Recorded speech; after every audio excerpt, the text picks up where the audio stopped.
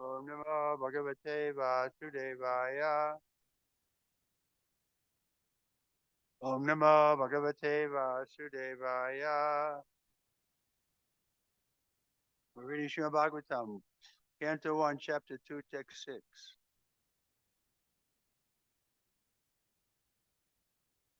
Savai Pumsam Paro Dharma. Savai Pumsam Paro Dharma. Yato Bhakti Radhoksaje. Yato Bhakti Radhoksaje. Aituki Apritiyata.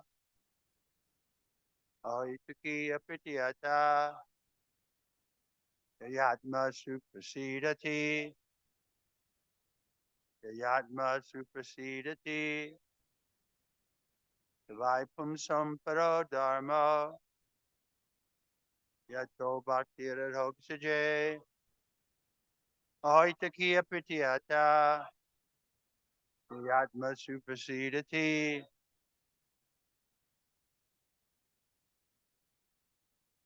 Vaipum Samparo Dharma. Yato Bhakti Radhoksaje. Yataki Apritiyata.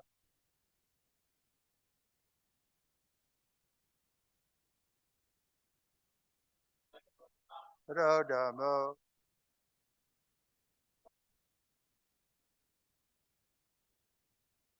Yata. Yatma Suprasidati. Vaipum Samparo Dharma. So Bhakti Radhoksaje. Yataki Apritiyata. Yatma Suprasidati. Mataji. Vaipum Samparo Dharma. So Bhakti Radhoksaje. Yataki Apritiyata. Yatma Suprasidati. Vaipum Samparo Dharma. So Bhakti Radhoksaje. Pritiyata. Asuprasidati. That Why? Certainly, from some, for mankind, para, sublime, dharma, occupation, yataha, by which, bhakti, devotional service, adhoksajay, unto the transcendence, oitaki, causeless, apatihatya, unbroken, yaya, by which, atma, the self, upasidati, completely satisfied. Translation and purport by His Divine Grace, A.C. Bhaktivedanta Swami Srila Prabhupada.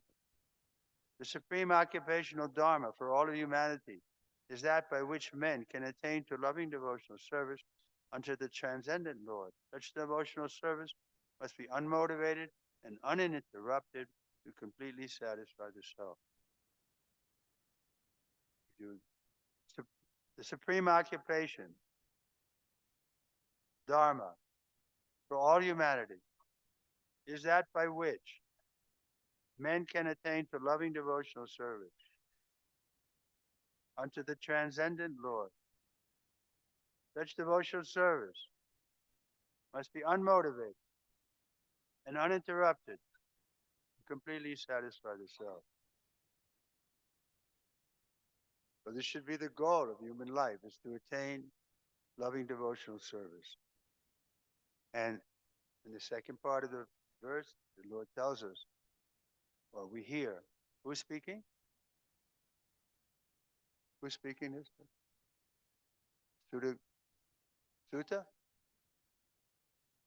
So Sutta is telling the sages at Namaskharanya that such devotional service must be unmotivated and uninterrupted. So this is the meaning of pure devotional service. Unmotivated means the motive is to please Krishna. We have no personal motive. We want to be rich, we want to be famous, we want to be great devotees. No. We simply want that Krishna or his representative, Srila Prabhupada, and our spiritual master, if they're happy, then this is our goal. So unmotivated means the motivation for one's own personal self-interest. If we do have a motive, yes, we want to please the Lord. And the second point, uninterrupted. Not that we go to church on Sunday, rest of the week we do all none. No, this should be uninterrupted devotional service. Report. In this statement, here it is. Sri Sutta Goswami answers the first question of the sages of Namaskharanya. The sages asked him to summarize the whole range of revealed scriptures and present the most essential part so that the fallen people or the people in general might take it up easily.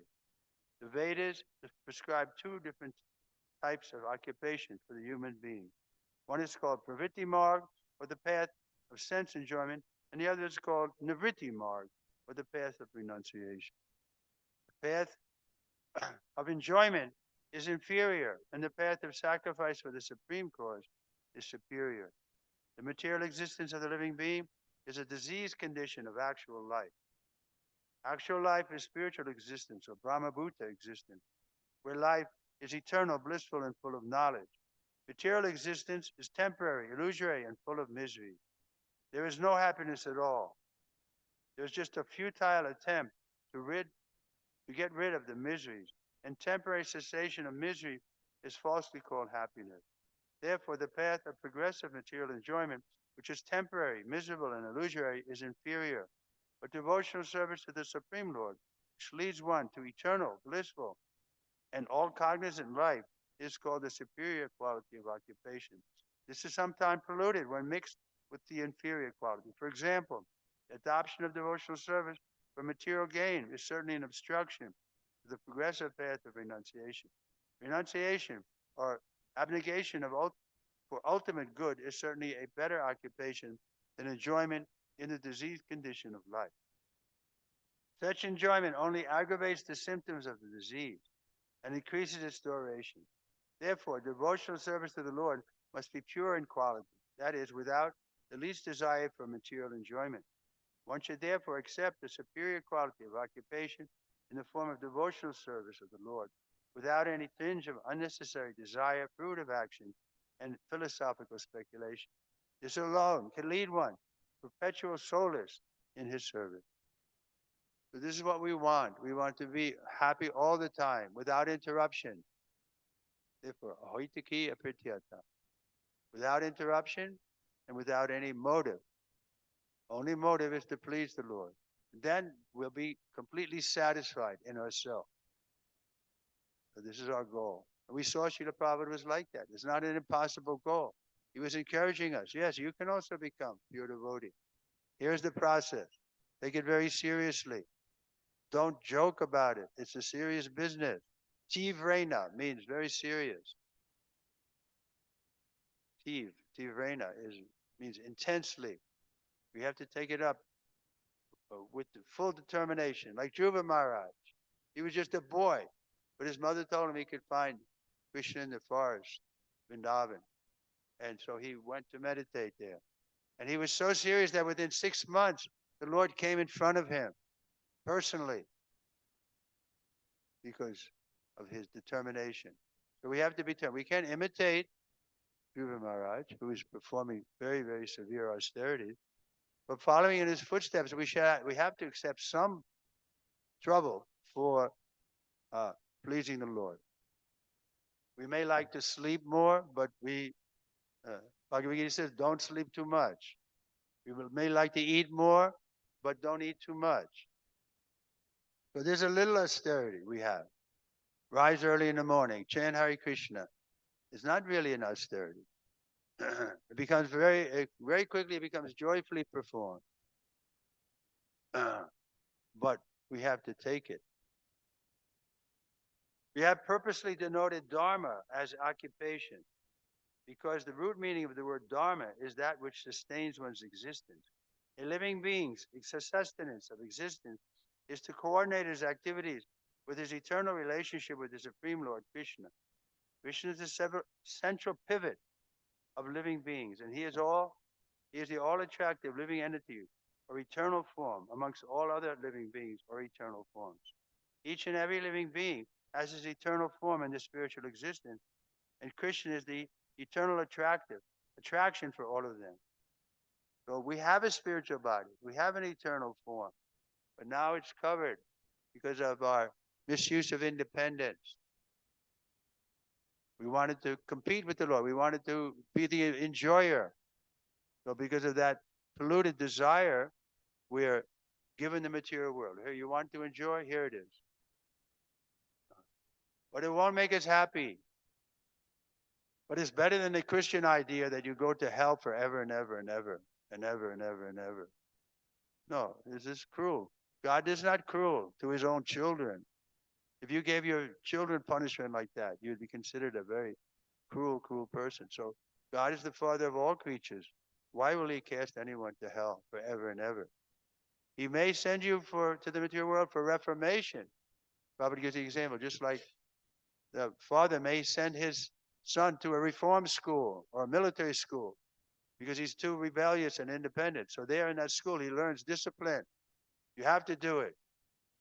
Fold your blanket, get up, whatever. You're under command. And so the child gets reformed. So similarly, the whole material world is a place for reformation. We should take it like that, now I'm in the school to learn how to always remember the Lord, how to always serve the Lord, how to always please the Lord. This is our original position, and so we have to go back to that. Just kidding.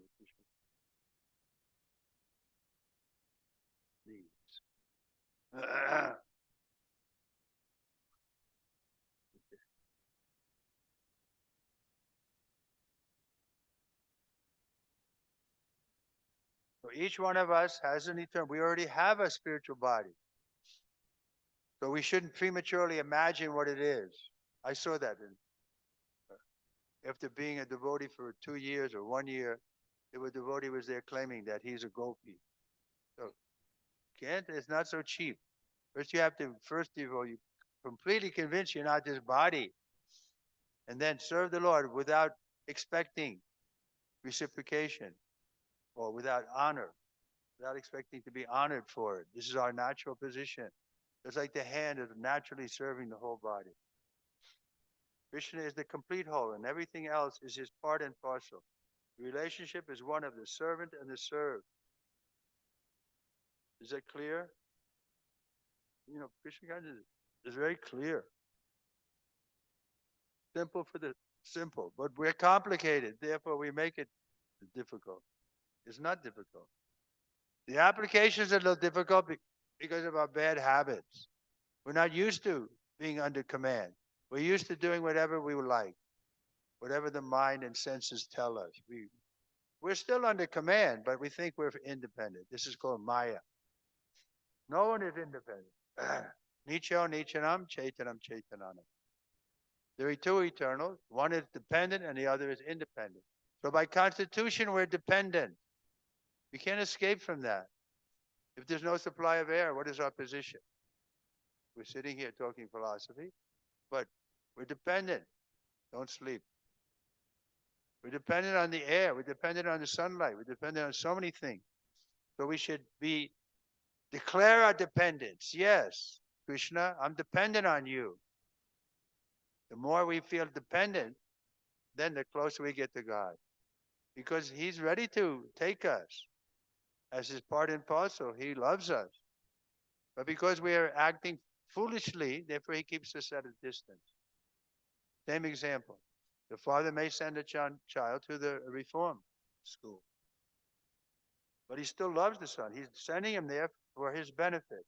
So Krishna has sent us here to the material world for our benefit. And as soon as we realize that, then we can use everything in his service, and we can create Vaikuntha here, even in the material world. That was Prabhupada's mission. It's like there's no water in the desert, but if we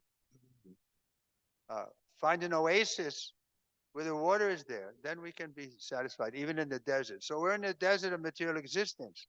But if we have the spring of Srila Prabhupada's mercy and the philosophy of Krishna consciousness, we can be happy even in the material world, which is a prison house.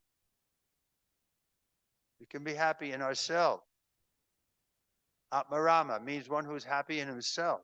So Srila Prabhupada was like that, really was. You couldn't come up and see him from another angle where he felt miserable. He was always joyful. Once he met a devotee, saw a devotee who was in distress. And Prabhupada asked him, "What's the matter?" And he said, Prabhupada, I have a transcendental depression. And Prabhupada said, no. There's no depression when you're on the transcendental platform. So we're having depression because we're not on the transcendental platform. So this is how we get there. Ahoitakiya pratiyata. Devotional service without interruption, without motive, only to please the Lord. Is it simple? Yeah, simple. Application is difficult. Because our habit is like a child. You give him a sweet, immediately it goes in the mouth. But that's our habit, to be the primary enjoyer. We want to immediately enjoy. But now we have to stop and say, wait a minute. This food should be offered first to Krishna. Little thing, but it's not so easy. Prabhupada talked about one big politician who was like that. He was given a sweet at the program or something, immediately in his mouth. So first we have to at least think, Krishna, thank you for sending this. Bow our head. But the tendency is not. This relation, yeah, okay. One can realize it as devotional service progresses. What it can realize what? This intimacy with the Lord. Prabhupada was feeling very intimate with the Lord. He was agreed to be the puppet in the Lord's hands. And so he prayed like that. Make me dance, make me dance, make me dance. But Krishna was making him dance, and he was feeling Krishna's presence all the time because he was the puppet in Krishna's hand. Doesn't mean we become without desire, just like Hanuman. Hanuman was completely sold out to Lord Ramachandra. And Lord Ramachandra gave him an assignment. Here, bring this message to Sita and show her this ring, and she'll know that you're a bona fide messenger from me. So after some struggle, he did that. He accomplished his mission. And uh, Lord Ramachandra was satisfied with it. But then he took it on his own to uh, burn Lanka. Lord Ramachandra didn't order him to do that. So in other words, Prabhupada told us also, my spiritual master ordered me to preach in the West. He said, and now I've done that. Now I want to preach in India. He said, like, I've accomplished the order of my spiritual master. So of course we can't imitate Prabhupada. Prabhupada has given us an order to cooperate together, push on this movement. So that can go on for 10,000 years. I told, right, we were in the car coming with Srila Prabhupada on a morning walk. We came in the back way, the devotees didn't see us. And Prabhupada saw them all waiting for him from the, in the back. They didn't see that Prabhupada was there. And he saw them so sincere, with children on the street waiting for Prabhupada. And Prabhupada said, I was in the car. Prabhupada was in the front, driver, and 3 sannyasis in the back. And Prabhupada said, they cannot check this movement. This movement will go unchecked for the next 10,000 years.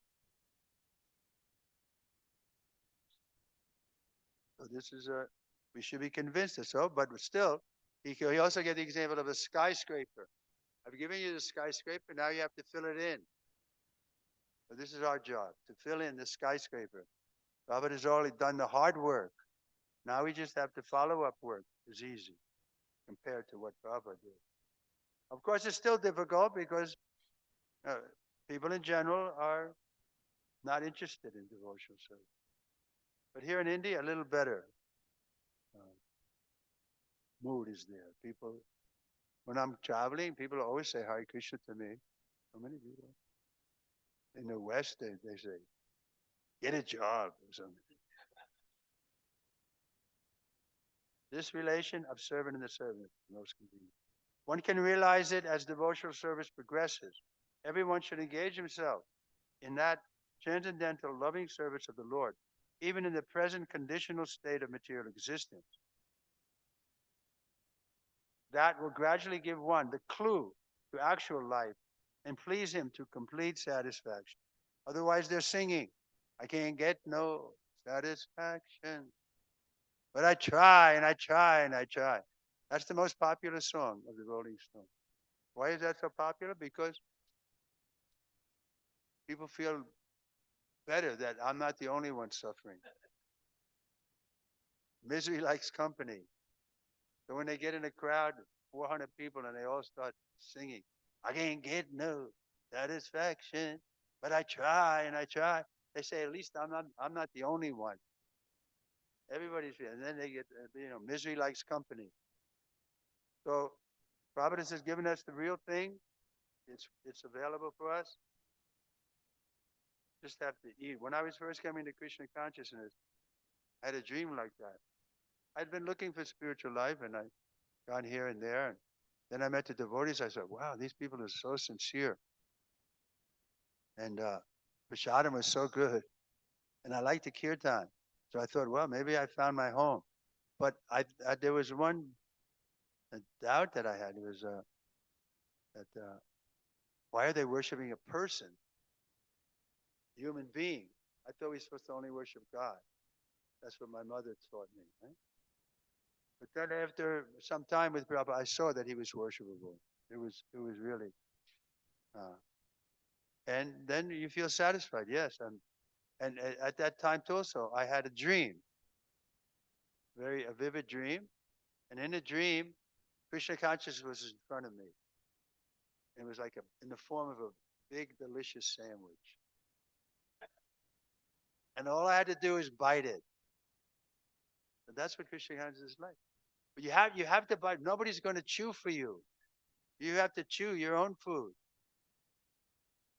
So similarly, we can encourage you. We can set good example, but you have to take the bull by the horn, so to speak. You have to really try it. Uh, so I thought, well, let me try it at least 1 year, and that was how many years ago? 1968. How many years? So it works. I feel I would. You couldn't give me billions of dollars. I would never leave Krishna consciousness. I mean, what are they going to do with the money? What can they do with it? You can't eat it even. So we should be determined to stay. I'm going to read the next verse, just end the translation, and then we can take questions. The next verse is also very important. Vasudeva Bhagavati Bhakti Yoga Prayojitaha Janastyastu Vairagyam Jnanam Cha Yad Ahoitakam. Again, Ahoitakam. By rendering devotional service to the personality of Godhead, Sri Krishna, one immediately acquires causeless knowledge and detachment from the world. So if that's not coming, people sometimes say, well, am I, you can measure your own position, in other words. How you're becoming detached from material sense gratification. Because as you advance, and if you're really doing devotional service, you hear it saying immediately you get knowledge and detachment from the world. You don't have to spend a big, you know, austerity for detachment. Chaitanya Mahaprabhu has made it very easy for us. We don't have to do like Dhruva, so severe austerity. Just get up early in the morning, chant Hare Krishna, offer your food to Krishna, and give up the poison. Robert called it poison of illicit sex, intoxication, gambling, and meat eating. It is poison. Meat eating is poison. Intoxication is poison. What's the others? They're all poison. Poison your mind, poison your body. Illicit sex poisons your mind, and also takes a toll on your body. So why not become serious devotee? Nobody will block you because Krishna will protect you. You carry what you lack, he said. He'll carry what you lack and preserve what you have. What is that verse from Bhagavad Gita? The Sanskrit?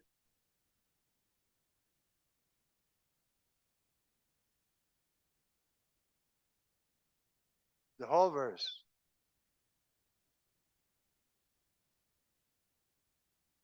अनन्याः चिन्तयन्तो मां ये जनाः परिपासते तेषां नित्याभियुक्तं योगक्षेमं वहामि. Not surprised you don't have questions because it's simple. He has a question? Simple for the simple. But again, we have to get the higher taste. Otherwise, we won't remain. And the quickest way to get a higher taste, for me, is at least is in the kirtan. That's why I'm doing kirtan. Whenever I get a chance, I don't mind leading, unless I'm really exhausted. So all of you should learn how to do kirtan and partake of it. Here, the kirtan's going on day and night. So come and get a higher taste. Get a higher taste, then easy to give up the poison of sense gratification. Otherwise, it's not so easy because Maya is very powerful. In that verse, what does Krishna say? What is 7? Yeah. Daivihe Saguna Mayi, Mama Maya Dadaya. Maya is very difficult to overcome. But in the next half of the verse, Krishna says, but one who surrenders unto me, he can easily cross beyond. So it's hard and easy at the same time. It's hard because the mind is our guru, and it's not willing to let us surrender to Krishna. It feels slighted that we're no longer, it's chela. Chela, is that the word? Huh? No, but what's the Hindi word for, chamcha or something? Anyway, I don't know anything. Okay, no questions? Comments? Some of you got my book. I have a lot of stories there. Prabhupada chastising me. And there's a question? There's a question.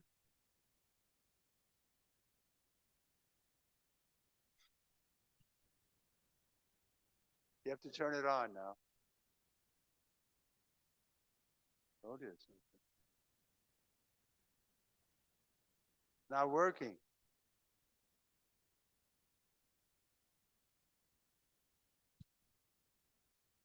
Hare Krishna Maharaj.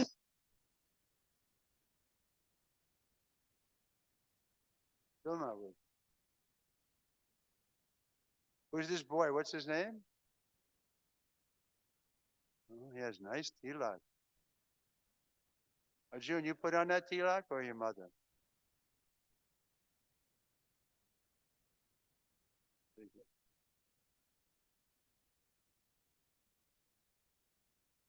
In the initiation?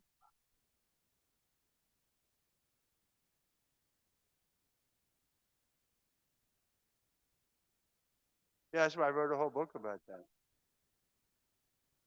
I had a wonderful experiences with Srila Prabhupada. There's one I didn't put in the book. I forgot. Uh, my father died when I was 13 years old. I had two older sisters and a younger brother. And my mother went to work. She became a nurse, very commendable. She went to school first, became a practical nurse, and supported the children because I was 13, my sisters were 15 and 16. My brother was younger. So we needed financial support. So she went to work, and that was good for her. But she was Irish Catholic, and she had a habit of drinking.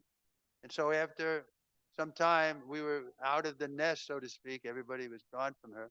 She had an alcoholic. She was an alcoholic. So I said to Srila Prabhupada, uh, Srila Prabhupada, my mother is an alcoholic. I don't know exactly how to deal with it. And Prabhupada said, you cannot control your mother? But that was like a cultural shock for me. Because in the Vedic culture, the grown-up son takes care of the mother. He controls her. Like Kunti was controlled by her son, Yudhisthira and the others. So, but I was thinking when he said that, I said, no, I can't control. But luckily, my sister was a nurse also, my older sister, and she took care of her for whatever she could. But it's suicide. I mean, alcoholism is like a suicide. Alcohol is a poison. You know that. So she died 80 years old or something. But I was, struck that Prabhupada said, you cannot control your mother. Can you control your mother? Is that the culture, really? But this is Kali Yuga, so it doesn't work, right? You can tell us about your mother? That you can't control? Oh, that's it. Anyone else have a question? Hare Krishna Maharaj. Maharaj, yesterday also you were talking about chanting and the hearing and also careful hearing. More than just hearing, we also have to do careful hearing. You have to have a group. Uh, Is that what you said? It's hard for me to. Carefully, we have to hear also the Maha Mantra while chanting. What's he saying? Amma?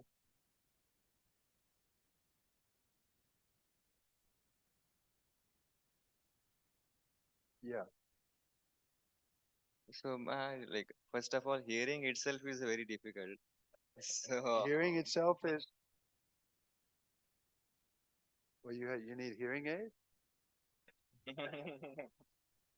Well, why is it?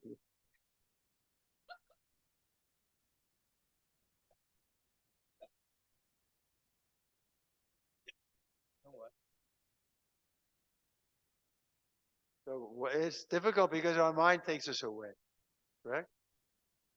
That's the difficulty is that you start meditating on the name, but then you find you're meditating on something else because your mind carries you away. So this is practice. Practice makes perfect. It's not difficult like Dhruva has to undergo, but still there's some austerities there. And like Prabhupada told me, when he heard me chanting with being very attentive, he said, "You listen when you chant." And I was defending myself in my mind But before I could speak, Prabhupada read my mind. He said, I know you listen. You have to listen very carefully because this chanting is the whole essence of our philosophy. So we have to learn how to listen to the holy name. Rupa Goswami is praying for millions of years because he finds the holy name so sweet. So the holy name is sweet, but because we are contaminated, we don't find that sweetness there. And we become bored and do something else. So practice makes perfect. Any other questions? Yes.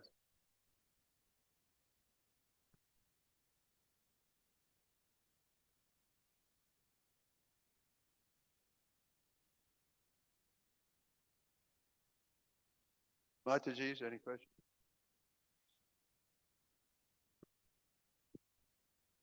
Hare Krishna Maharaj, please accept my humble obeisances. Maharaj, in the purport, while explaining the purport, you were mentioning that we should be completely convinced that we are soul, not body. So many times I hear this and I try to meditate upon this, but when the time comes, I tend to forget that actually I'm a soul. What in general, like what? Well, if we just examine the situation, I have a head, I have a mind, I have an intellect, I have feet and legs. But who is the I who has those things? That's you, the soul.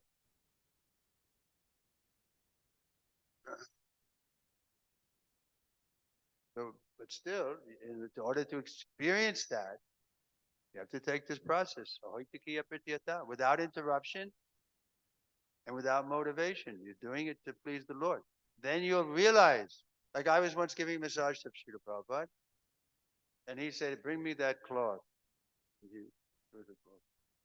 And I said, I got it. I said, for the floor? And Prabhupada said, no, for the body. But the way he said body was the way, like I said, floor. It was something detached from him. He was sitting there in that body, but he no, for the body, like an external thing. So that's how Prabhupada really thought. He knew he wasn't his body, and he even unconsciously he would say, his voice was made it very clear. No, for the body, like the body was external to him. But it takes practice. But that's a good way to reason. If you want reason and logic, who is the proprietor of the body? I mean, or who is the one who hears and who is the one who, so that's different than the body. That's you, the soul. The soul is different than the body. How else can we explain it? What's a good analogy? Well, Krishna gives the analogy from 2:13, right? As your child, this boy has a body, and when he's grown up, he'll also have a body. But what happens to the young body or the child's body? So that's gone, but you're the same person. That's a way that Krishna helps us to understand. If you read that chapter, second chapter, Krishna gives a lot of stress on trying to understand you're not this body. There's like 25 verses dedicated to that, beginning there at 2:12 up to 2:40 or something. He compares the body to a cloth. You're putting on, you're not Mrs. Purple Sorry or Red Sorry. You're the person who has a red sari. So this is the same way. We're changing our dress at the time of death. We change our dress. We get another dress. But we're not the dress. So that's what Krishna is trying to help us understand. We're not this body. It's true, because since time immemorial, we've been identifying with the mind, especially mind, and the body as ourselves. So it takes some training and practice and application. And then you start to get the realization. What is that, 9-2? What is it? You'll get that experience by direct perception. Will come to you as you advance more and more. But don't be impatient. a gradual process.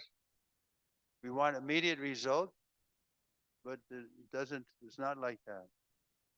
Krishna wants to see, we really want him, or do we want to compete with him in the matter of enjoying? But that is what we should work on, to giving up the enjoying mood. Then other things will follow. But it's not so easy. With anything we see, we enjoy seeing it. Bhaktisiddhanta describes it as we're using our eyes sensuously with a gaze of inspection to enjoy something with our eyes. Man likes to see a naked woman. He wants to enjoy. We have to give up that enjoying mood. And then how do we do that? Premanjana Charita Bhakti. When the eyes are anointed with the salve of love, then we'll see Krishna. And then we'll be mad after Krishna. We won't care for any so-called beauty of this world, which is all temporary. What is the use of the beautiful woman? And when she's going to be, her body will change. And we'll be disappointed.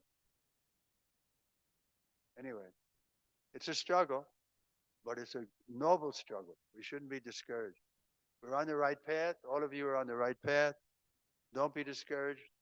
There's going to be like a child learning how to walk. Sometimes they fall down, but we should get up immediately. Never stop this chanting. Every day. Now you take a vow. How many rounds are you going to chant? You should stick to that without exception. And then increase till you come to 16. And then also you can increase. So it's a struggle, but it's the best struggle. Otherwise the karmis are struggling. For what? For some advantage in this world. Everybody's struggling. Now Putin and Trump are going to struggle. Who is the more powerful? Right? This is a struggle. I hope the war stops. Because I preach in Belarus, but I've been afraid to go there. No, with a U.S. passport, going to Russia or Belarus can be dangerous at this point. If the war is finished, then it's no problem. Okay, we'll stop here then. Thank you very much. Srimad Bhagavatam ki. Prabhupada ki. We'll see you again tonight. Are we here? Evening program, I'm here. Thank you very much.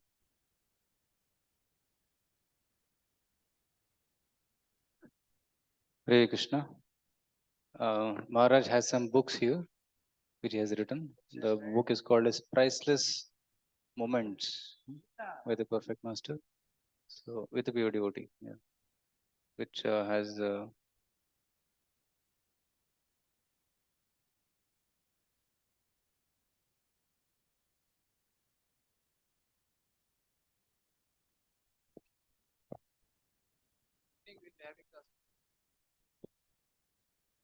from 6:30 onwards. 6:30 starting with Tulsi Puja, then Gaur Arati, and then evening class. So then Prasadam will be there for all devotees at 8 o'clock. So devotees can come to evening and take advantage of association. Tomorrow morning, Maharaj will be leaving from here. Hare Krishna. His Holiness Trikram Swami Maharaj ki jai. Srila Prabhupada ki jai.